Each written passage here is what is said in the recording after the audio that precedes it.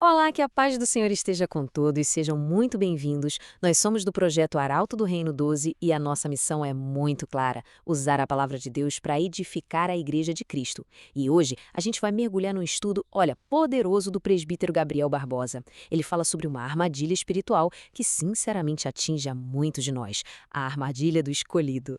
E já começamos com essa frase de impacto que vai direto na ferida, não é verdade? Ela expõe um conflito que acontece aqui dentro. Um conflito que talvez seja muito familiar para quem está nos ouvindo. Aquela batalha constante entre o chamado de Deus e o nosso próprio orgulho, o nosso ego. Vamos fundo nisso.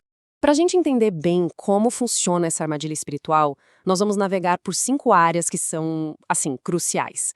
Primeiro, a própria armadilha do propósito. Depois, como Deus enxerga o coração. A lógica invertida do reino, que é fascinante. O exemplo de Jesus, que é o nosso padrão. E, por último, um teste final para o nosso coração. Vamos lá, começando pelo início do problema, a armadilha do propósito. Pensa bem, ser escolhido por Deus é um privilégio que não tem tamanho.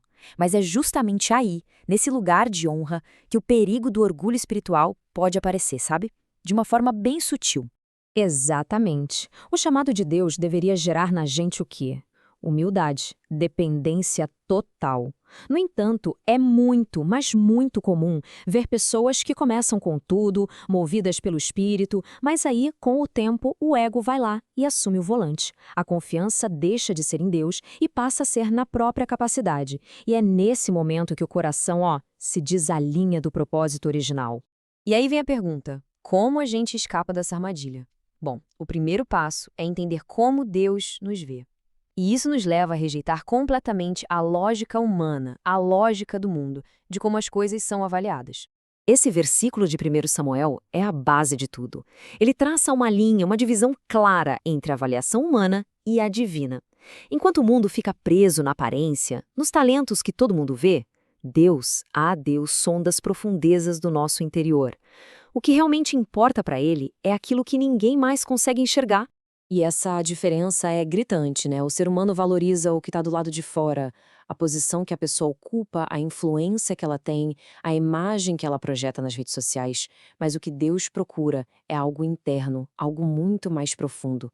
Um coração quebrantado, humilde, que está completamente rendido a Ele. E na prática, gente, isso muda absolutamente tudo. Primeiro, nos faz cair na real de que o chamado não é uma conquista por mérito nosso, mas é um presente, é pura graça de Deus. E segundo, nos lembra que toda a nossa aparência, por mais impressionante que seja para as pessoas, não move o coração de Deus nem um centímetro. E isso nos joga direto em um dos conceitos mais desafiadores do reino de Deus, a tal da lógica invertida. Aqui, o caminho para a verdadeira grandeza é exatamente o contrário de tudo que o mundo ensina pra gente desde que nascemos. O próprio Jesus nos apresenta essa lógica que, vamos combinar, é revolucionária. No reino de Deus, o caminho para cima é para baixo. A grandeza de verdade não é encontrada na busca por destaque, por aplausos, mas no serviço humilde, naquele que ninguém vê. O processo é muito claro. O nosso ego quer os holofotes, quer o reconhecimento, mas o reino valoriza a rendição. O caminho para a verdadeira promoção, sabe? Aquela que vem lá do céu, passa por aprender a servir nos bastidores sem buscar o crédito. Porque Deus promove quem aprende a se esconder nele. E se a gente está falando de serviço humilde, de se esconder em Deus, quem poderia ser o nosso maior exemplo? Não tem outro, né? O próprio Jesus. Ele é o padrão perfeito, o modelo de um escolhido sem ego. Vamos analisar o exemplo supremo dele. O apóstolo Paulo, lá em Filipenses, começa descrevendo a posição máxima de Cristo. Ele já existia na forma de Deus, ou seja, ele possuía toda a glória, todo o poder divino. Pensa nisso. E aqui vem o ato que muda tudo. Ele, por vontade própria, se esvaziou, abriu mão dos seus privilégios divinos. Esse é o conceito de kenosis, uma palavra grega que significa exatamente isso, o ato de se esvaziar, de abrir mão de si mesmo por amor aos outros. E essa humildade não teve limites. Ele se tornou servo e foi obediente até o ponto mais extremo que existe, a morte. E não qualquer morte, mas a morte de cruz. É a maior demonstração de que o verdadeiro escolhido não se afirma, ele se entrega. A lição aqui é de uma força tremenda. Se o próprio Filho de Deus abriu mão da sua glória, quem somos nós para ficar buscando reconhecimento? Para quem segue a Cristo, a humildade não é só uma virtude legal, é a nossa identidade. E a regra é clara: quanto maior o chamado que Deus nos confia, maior precisa ser o esvaziamento do nosso ego. E agora, finalmente, a gente chega no teste final do coração. É aqui que a gente junta todos esses pontos para um momento de autoavaliação bem sincera sobre o que de fato está nos movendo. E esse é um alerta, olha, crucial. Muitas vezes a gente se preocupa com os pecados que todo mundo vê, os pecados óbvios. Mas a armadilha mais perigosa é o orgulho que se esconde debaixo de uma capa de espiritualidade. É totalmente possível ter uma aparência religiosa impecável, mas com o coração longe de Deus, inflado pelo ego. Então, no fim das contas, quem é o verdadeiro escolhido?